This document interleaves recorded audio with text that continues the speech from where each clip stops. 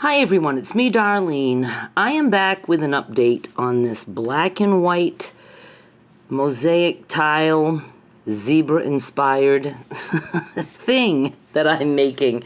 It's not going to be an Afghan unless it's just a very small one, but you know, I can't promote it as a pet blanket because their claws get caught. Now, Rocket's claws don't get caught just by walking around or laying down on something like this, but he bunches everything up.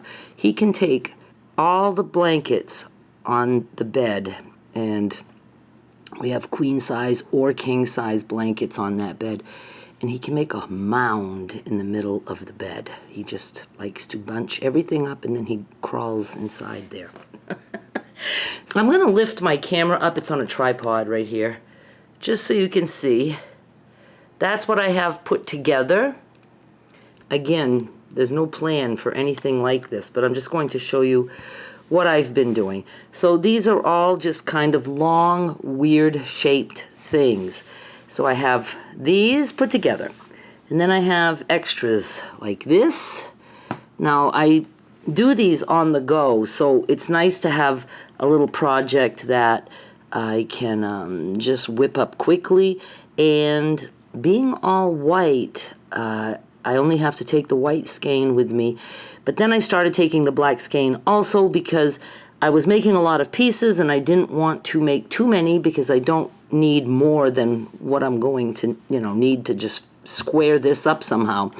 So generally I do not put the black single crochet edging around it because I like to lay a piece down like this, and then I can do the single crochet and I can make taller stitches where I need to, and then maybe single crochet, half double, and then some trebles up in this area to fill in this space. I really like doing that, but I needed to start just doing the black single crochet border all the way around, and so I started doing these like this.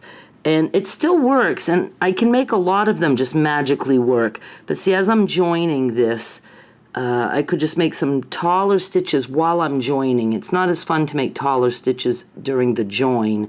I'd rather do it when I'm just doing the border around it. But again, I can make it work in many ways. So this is a very skinny one. I didn't even know I did that. I just do anything. So let me explain to you exactly what I'm doing. I'm working in this direction, back and forth, back and forth. So I'll start with anywhere from 2 to 5 chains, and then I'll just do single crochet. All of these have been single crochet under the full V. And then as I go, let's use this one because it's a little bit more obvious. So I might have started with 2, and then I might have increased to 3. I put my increases anywhere. It can be on the edge, it can be in the middle, doesn't matter. I can increase on just one side and not the other, or I can increase on one side and decrease on the other. I can do a decrease, I can do 2 increase. It's whatever you feel like doing. And I just jump around and do anything that I feel like doing on that particular row. So you just increase as you want. You can tell I was kind of steadily increasing.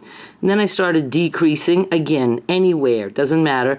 And then it looks like I might have decreased a little bit more on this side. I just want the shapes to be weird. And then I kind of maybe went just even on this side and made a bump on this side. So that means I was increasing, and then I started decreasing.